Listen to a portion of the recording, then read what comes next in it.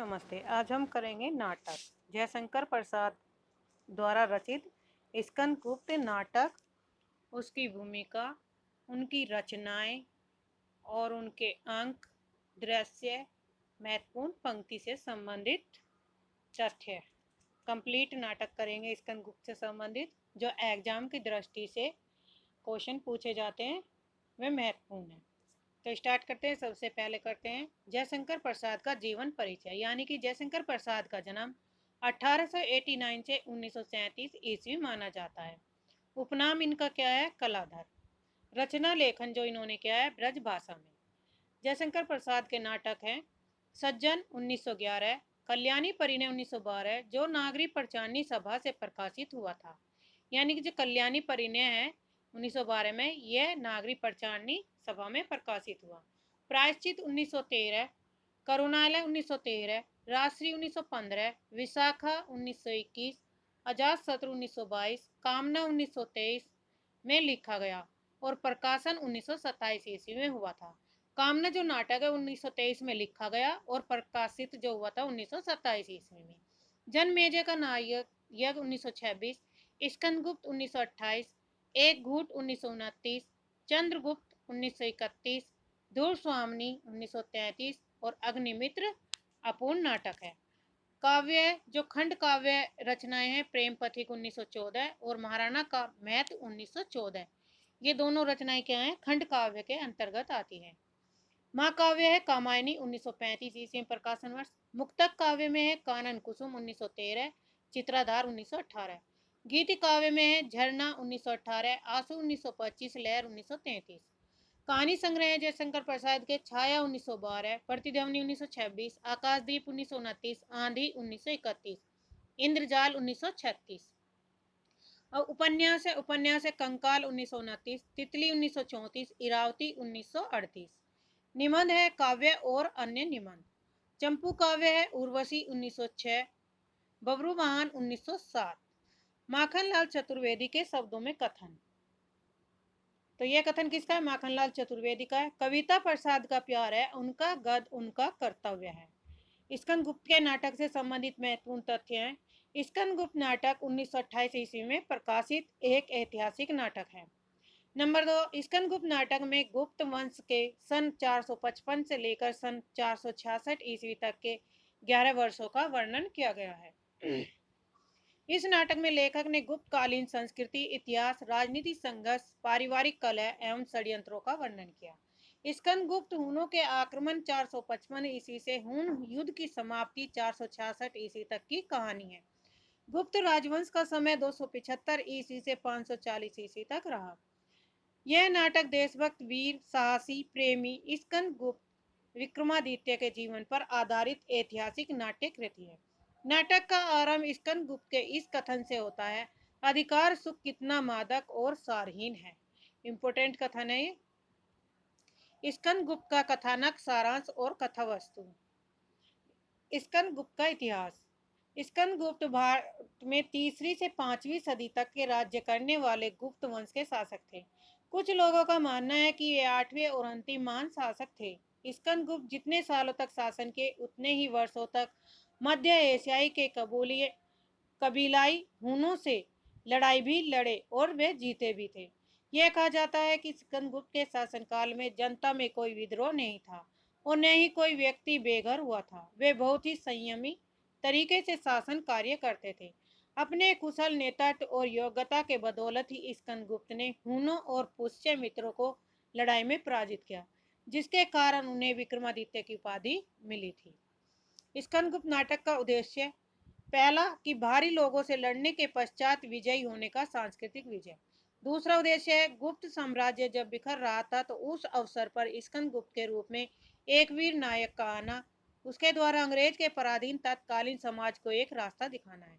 Doctor Bachchan के शब्दों में, वास्तविकता यह है कि वे वर्तमान में अपने समसामयिक समस्याओं के बिंदुओं से अतीत को देखते और भविष्य को परिकल्पित करते हैं।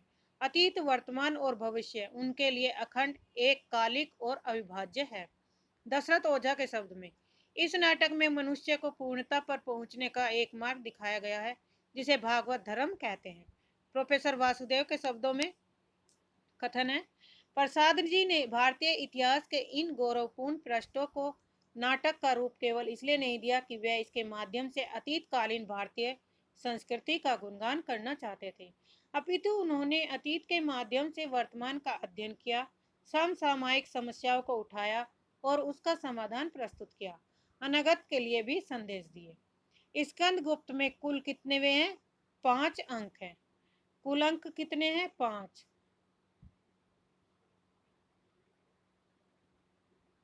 5 अंक है और अंक कुल अंक हो गए 33। स्कंद गुप्त नाटक में कुल 5 अंक है और 5 अंक में अंकों के 33 दृश्य है। 33 दृश्य और गीतों की संख्या 17 है। प्रथम अंक में 7 दृश्य, दूसरे अंक में 7 दृश्य, तीसरे अंक में 6 दृश्य, चौथे अंक में 7 और 5वें अंक में 6 दृश्य।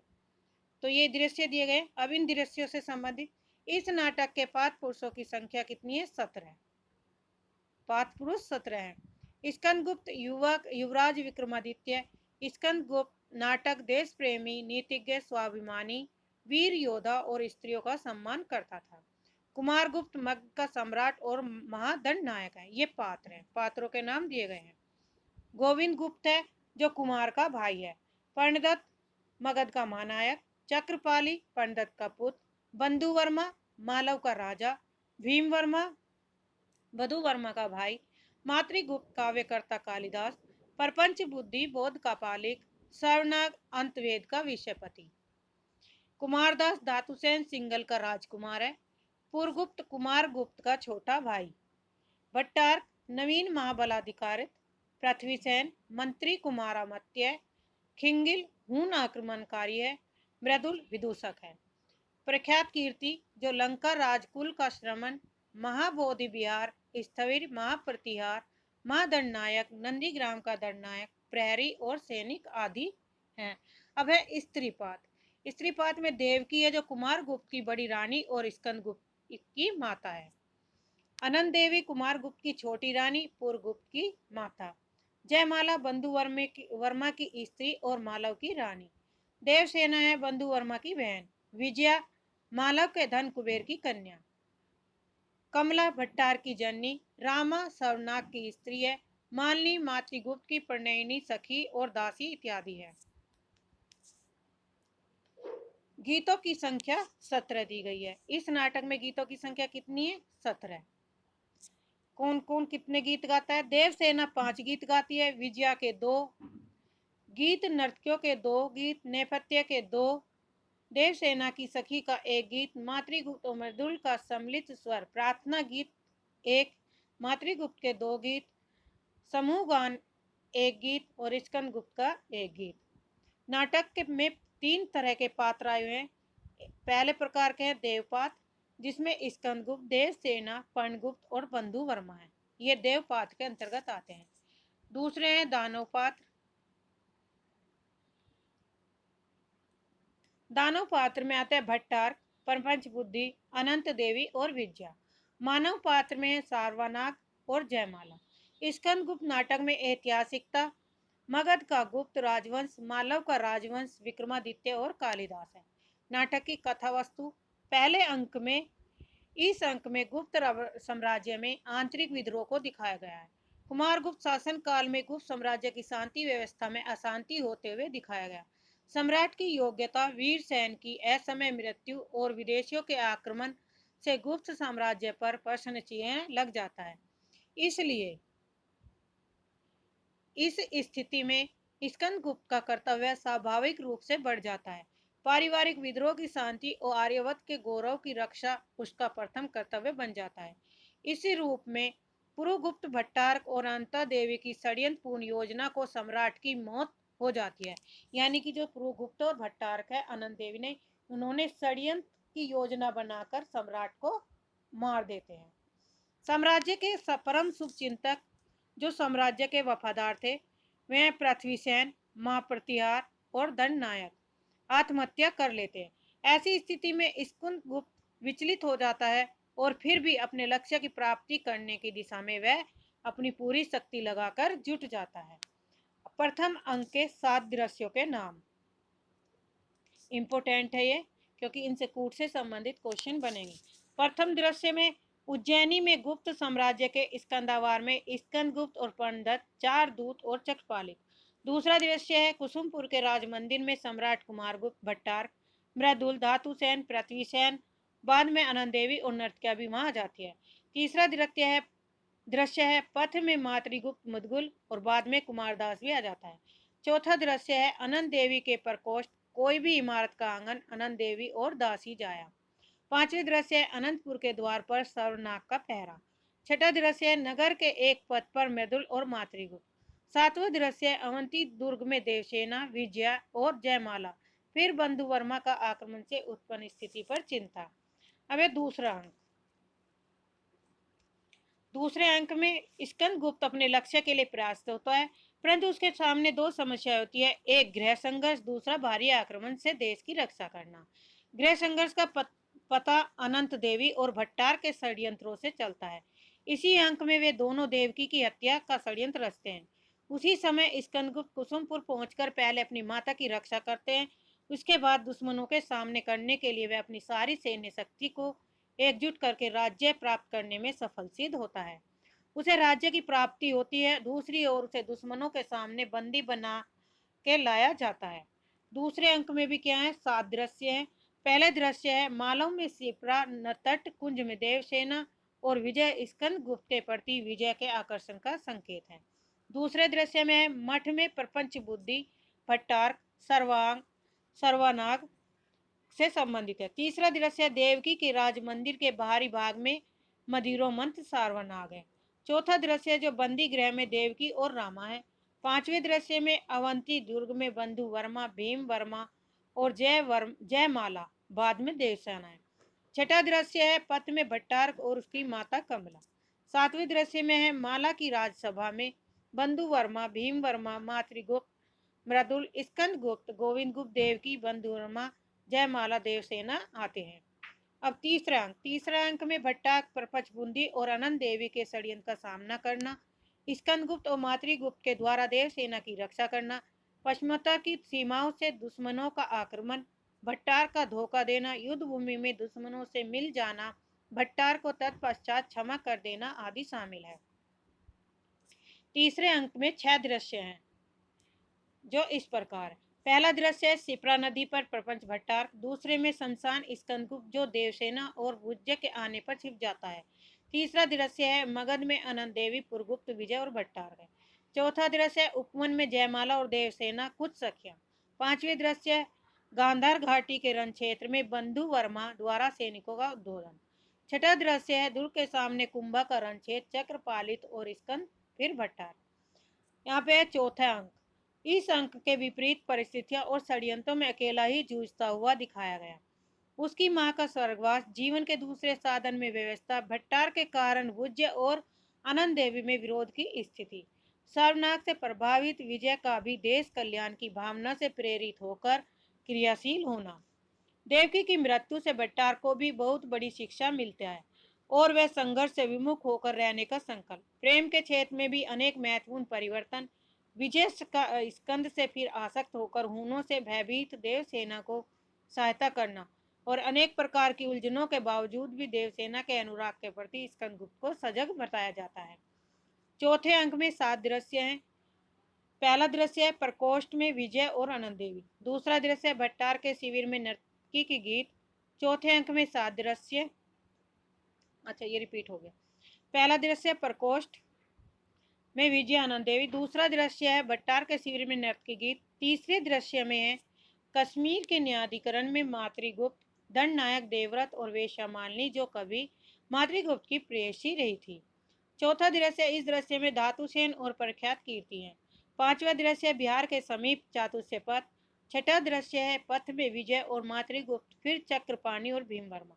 सातवां दृश्य है कमला की कुटी में विचित्र स्थिति में स्कंदगुप्त पराजित और निराश। पांचवा अंक, इस अंक में भट्टार के दक्ष सैन्य संचालन के कारण विपक्ष का महत्वपूर्ण गढ़ बिखर जाता है। अनंत देवी और धर्म संघों में विरोध की स्थिति उत्पन्न होती है।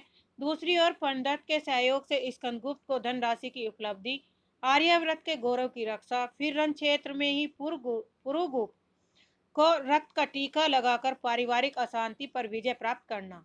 स्कंदगुप्त के सारे प्रयास सफल हुआ दिखाया जाता है। सामाजिक सफलता के रूप में सब कुछ पाकर भी नायक अपने व्यक्तिगत जीवन में अतृप्त की पीड़ा से त्रस्त है। देवसेना के चरणों पर अपना सर्वस्व लुटाने वाले स्कंदगुप्त को देवसेना इसलिए उपलब्ध नहीं हो सकी क्योंकि उसे मालव राज के सम्मान का बड़ा ध्यान था। स्कंदगुप्त आंसू बहाता रह जाता है और स्कंदगुप्त के करुण उच्छ्वास से ही नाटक का अंत हो जाता है। पांचवें अंक में 6 दृश्य हैं। पहला दृश्य है पथ में मृदुल का स्वागत और अनेक सूचनाएं मिलती हैं।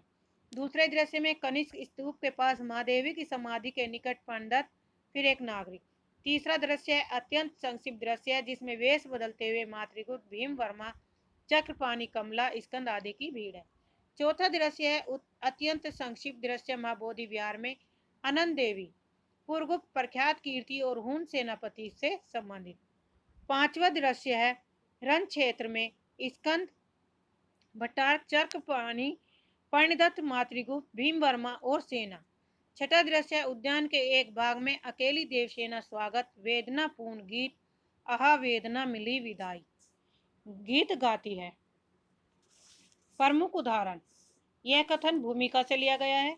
इस नाट्य रचना का आधार दो मंत्रों पर स्थिर किया गया है जिनके संबंध में हमें कुछ कहना है। पहला यह कि उज्जैनी का पर दुख भंजक विक्रमादित्य गुप्त वंशीय स्कंदगुप्त था और दूसरा यह कि मातृगुप्त ही दूसरा कालिदास था जिसने रघुवंश और आदि काव्य लिखे थे। तो यह कथन कहाँ से लिया गया? भूमिका से। अब इसके महत्वपूर्ण अंक पंक्तियां हैं। प्रथम अंक की महत्वपूर्ण पंक्तियां,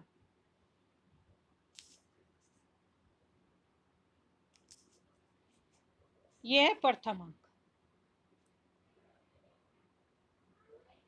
प्रथम अंक की महत्वपूर्ण अधिकार सुख कितना मादक और शालीन है, अपने को नियामक और कर्ता समझने की बलवती स्पृहा उससे बेगार कराती है। यह कथन किसका है? स्कंदगुप्त का। और यहाँ से ही क्या होता है? नाटक का प्रारंभ होता है। दूसरा कथन है राजनीति दार्शनिकता और कल्पना का लोक नहीं है, इस कठोर प्रत्यक्षवाद की समस्या बड़ी कठिन होती है। यह कथन क्या है? पंडित स्कंदगुप्त से कहता है। तीसरा कथन है युद्ध तो करना ही पड़ता है, अपनी सत्ता बनाए रखने के लिए यह आवश्यक है। यहाँ पे कुमारगुप्त धातुसेन से कहते हैं। फोर्थ कथन है नहीं धर्मावतार, समझ में तो इतनी बात आ गई कि लड़कर ले लेना एक प्रधान स्वत है, संसार में इसी का बोलबाला है। यह कथन है धातुसेन का। नहीं तो क्या रोने से भीख मांगने से कुछ अधिकार मिलता है? जिसके हाथों में बल नहीं उसका अधिकार ही कैसा? और यदि मांगकर मिल जाए तो शांति की रक्षा कौन करेगा? भट्टार्क। कविता करना अनंत पुण्य का फल है। यह कथन मातृगुप्त का है। मातृगुप्त कहते हैं कि कविता करना अनंत पुण्य का फल है। महत्वपूर्ण पंक्तियां सारी। कवित्व वर्ण में चित्र है जो स्वर्गीय भावपूर्ण संगीत गाया करता है। अंधकार का आलोक से, असत का सत से, जड़ का चेतन से और बाह्य जगत का अंतर जगत से संबंध कौन कराती है? कविता हीन है। यह है मातृगुप्त और मधुगल से कहता है।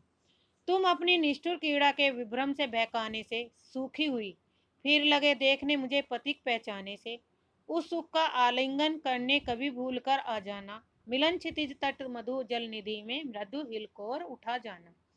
ये मातृगुप्त अपनी जन्मभूमि कश्मीर के वियोग में कथन कहते हैं।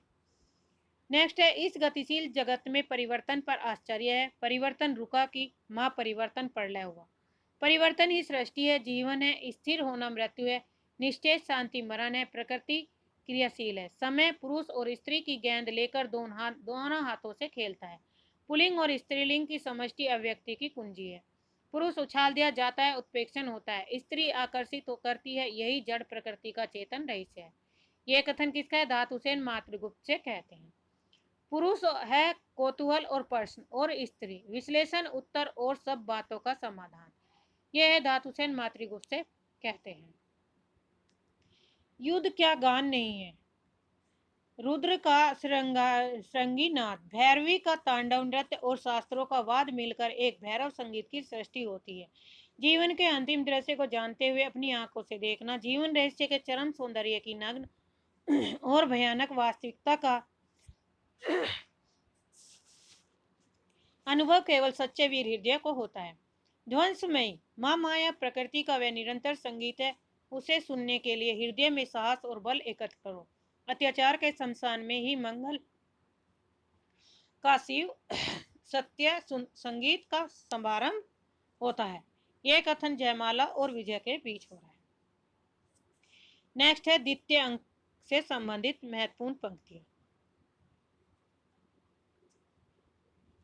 अब यहां से द्वितीय अंक। पवित्रता की माप है मलिनता, सुख का आलोचक, दुख पुण्य की कसौटी पाप है। इंपोर्टेंट है।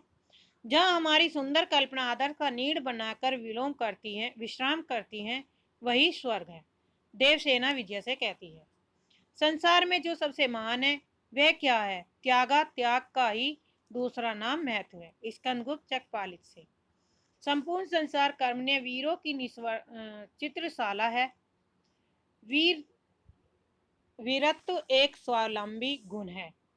प्राणियों का विकास संभवतः इसी विचार के ऊर्जित होने से हुआ है। चक्रपालित और स्कंदगुप्त का बीच का कथन है। ऐसा जीवन तो विडंबना है, इसके लिए दिन रात लड़ना पड़े। स्कंदगुप्त और चक्रपालित का कथन। नए ढंग के आभूषण, सुंदर वसन, भरा हुआ यौवन, यह सब से चाहिए ही, परंतु एक वस्तु और चाहिए जो सौ पुरुष को वसूभूत करने के लिए पहले चाहिए, एक धोखे की टट्टी। ये क्या है? देवसेना का कथन है। प्रत्येक परमाणु के मिलन में एक समय है। देवसेना का कथन है। सर्वात्मा के सर्व में आत्मसमर्पण के प्रत्येक ताल में अपने विशिष्ट व्यक्तिवाद का विस्मृत हो जाना एक मनोहर संगीत है। देवसेना जयमाला से कहती है। समष्टि में भी व्यष्टि रहती है, व्यक्ति से ही जाति बनती है। विश्व प्रेम सर्वभूत हित कामना परम धर्म है, परंतु इसका अर्थ यह नहीं हो सकता कि अपने पर प्रेम न हो। इसे अपने ने क्या अन्याय किया जो इसका बहिष्कार हो। जयमाला देवसेना का कथन है। बलिदान करने के योग्य वह नहीं जिसे अपना आपा नहीं खोया हो। बंधु वर्मा जयमाला से कहते हैं।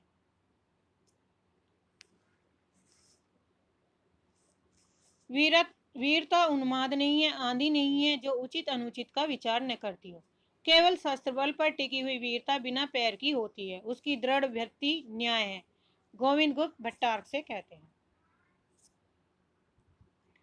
क्षमा पर मनुष्य का अधिकार है, वह पशु के पास नहीं मिलती। उठो, मैं तुम्हें क्षमा करती हूँ। देवकी शरनाग से कहती है। अब है तृतीय अंक। तृतीय अंक से संबंधित महत्वपूर्ण पंक्तियां। संसार का मूक शिक्षक शमशान क्या डरने की वस्तु। जीवन की नश्वरता के साथ ही सर्वात्मा के उत्थान का ऐसा सुंदर स्थल और कौन है। देवसेना विजय से कहती है। सब जीवन बीता जाता, धूप छां के खेल सदृश सब समय भागता प्रति क्षण में। नव अतीत के तुषारकन में हमें लगाकर भविष्य रण में आप कहाँ छिप जाता है सब। बुल्ले लहर हवा के झोंके, मेघ और बिजली के टोके, किसका साहस है कुछ रोके। जीवन का वह नाता है सब। नेपथ्य से गान से संबंधित है। अगला कथन है। यवनों से उधार ली हुई सभ्यता नाम की विलासिता के पीछे आर्य जाति उसी तरह पड़ी है जैसे कुल वधु को छोड़कर कोई नागरिक वेश्या के चरणों में। यह सैनिक का कथन है। उतरोगे अब कब भूभार, मानवता में राक्षसत्व का अब है पूर्ण प्रचार। मातृवत व मुद्गल ईश्वर से प्रार्थना करते हैं। यहाँ से चतुर्थ अंक से संबंधित महत्वपूर्ण पंक्ति। परिणय वंचिता स्त्रियां अपनी राह के रोड़े विघ्नों को दूर करने के लिए वर्ष से भी दृढ़ होती हैं। हृदय को छीन लेने वाली स्त्री के प्रति हत्स वर्षवा रमणी पहाड़ी नदियों से भयानक ज्वालामुखी के विस्फोट से विभत्स और प्रलय की अनल शिखा से भी लहरदार होती है। क्षमा और उदारता वही सच्ची है जहाँ स्वार्थ की भी बलि हो। विजया अनंत देवी से कहती है। भारत समग्र विश्व का है और संपूर्ण वसुधरा इसके प्रेम पास में आबद्ध। अनादिकाल से ज्ञान की मानवता की ज्योति यह विकीर्ण कर रहा है। धातुसेन प्रख्यात कीर्ति से कहता है। नेक्स्ट कथन है। राष्ट्र और समाज मनुष्य के द्वारा बनते हैं उन्हीं के सुख के लिए। जिस राष्ट्र और समाज से हमारी सुख शांति में बाधा पड़ती हो उसका हमें तिरस्कार करना ही होगा। इन संस्थाओं का उद्देश्य है कि मानवों की सेवा। यदि वे हम ही से अवैध सेवा लेना चाहे और हमारे कष्टों को न हटावे तो हमें उनकी सीमा से बाहर जाना ही पड़ेगा। शरमन ब्राह्मण से कहता है। धर्म के अंधभक्तों मनुष्य अपूर्ण है, इसलिए सत्य का विकास जो उनके द्वारा होता है अपूर्ण होता है। यही विकास का रहस्य है। यदि ऐसा न हो तो ज्ञान की वृद्धि असंभव हो जाए। सभी धर्म समय और देश की स्थिति के अनुसार निर्वत होते रहे और होंगे। हम लोगों को हठ धर्मिता में उन आगंतुक कर्मिक पूर्णता प्राप्त करने वाले ज्ञानों से मुंह न फेरना चाहिए। यह कथन प्रख्यात कीर्ति का है। नेक्स्ट है, भविष्य का अनुचर तुच्छ मनुष्य केवल अतीत का स्वामी। बोधों का निर्वाण, योगियों की समाधि और पागलों की सी संपूर्ण विस्मृति मुझे एक साथ देखनी चाहिए। यह कथन किसका है? स्कंदगुप्त। जो अपने कर्मों को ईश्वर का कर्म समझकर करता है वही ईश्वर का अवतार है। कमला स्कंदगुप्त से कहती है। 5वां अंक, यहाँ पे 5वें अंक से संबंधित पंक्तियां हैं। आवश्यकता ही संसार के व्यवहारों की दलाल है। विजया। अपने कुकर्मों का फल चखने में कड़ाव परंतु परिणाम में मधुर होता है। यह भट्टार का कथन है। अन्न पर स्वत्व है भूखों का और धन पर स्वत्व है देशवासियों का। प्रकृति ने उन्हें हमारे लिए, हमें भूखों के लिए रख छोड़ा है। वह थाती है। पंडित देवसेना से कहती है। कोई दुख भोगने के लिए है तो कोई सुख, फिर सबका बोझा अपने सिर पर लादकर क्यों व्यस्त होते हैं। यह कथन विजया का है।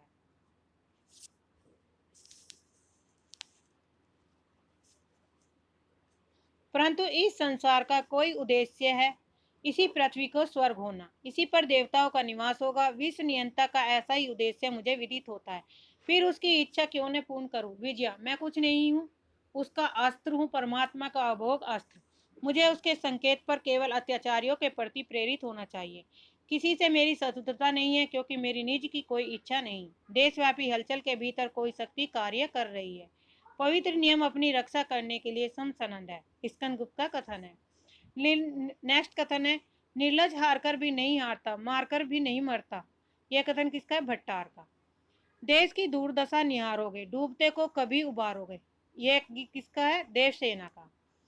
वीरो हिमालय के आंगन में उसे प्रथम किरणों का दे उपहार। उषा ने हंस अभिनंदन किया, पहनाया हीरक हार। यह मातृगुप्त की पंक्तियां हैं। सुना है वह दधीची का त्याग हमारा जातीयता विकास। पुरंदर ने पवी से है लिखा, अस्थि युग का मेरा इतिहास। सिंधु सा विस्तृत अथा का एक निर्वासित का उत्साह, दे रही है अभी दिखाई, भगन मगन रत्नाकर में वह रहा। मातृगुप्त का कथन है। किसी का हमने छीना नहीं, प्रकृति का रहा पालना यही। हमारी जन्मभूमि थी यही, कहीं से हम आए थे नहीं। यह कथन किसका है? मातृगुप्त का है। जिए तो सदा उसी के लिए, यही अभिमान रहे, यह हर्ष निछावर कर दे हम सर्वस्व हमारा प्यारा भारत। मातृगुप्त का कथन है। अंतिम गीत है देवसेना का। आहा वेदना मिली विदाई, मैंने ब्रह्मवंश जीवन संचित, मधुकर्या की भीख लुटाई। ये देवसेना का गीत है। कष्ट हृदय की कसौटी और तपस्या अग्नि है सम्राट। इम्पोर्टेंट है, बार बार परीक्षा में पूछे गए कथन है। तो आज के लिए इतना ही। इस नाटक में मैंने रचना, पाठ और तुम्हारे अंक, गीत सभी रखे हैं। तो चैनल को सब्सक्राइब करिए, लाइक करिए, शेयर करिए।